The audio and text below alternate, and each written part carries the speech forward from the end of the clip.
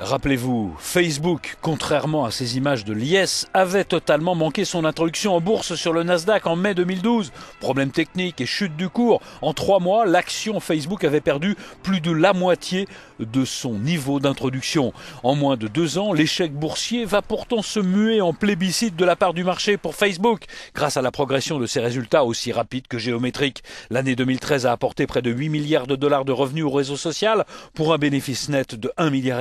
Pas mal pour une entreprise qui n'avait pas 10 ans à l'époque.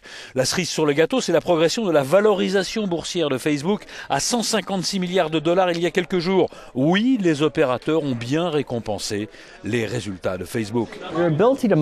Leur capacité à monétiser leur audience est soutenue par le fait que les utilisateurs veulent toujours de cette application. Et ce sera très convaincant tant qu'on pensera que les utilisateurs vont s'en servir, disons encore 5 ou 10 ans. C'est la question la plus importante qui pèse sur l'action Facebook.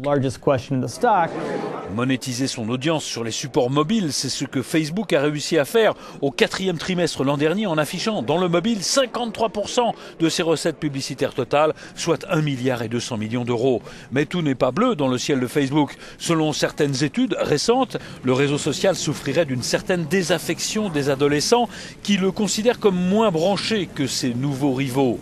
Facebook va devoir répondre à la question suivante: comment un réseau de 1,2 milliard de membres peut-il rester attractif ?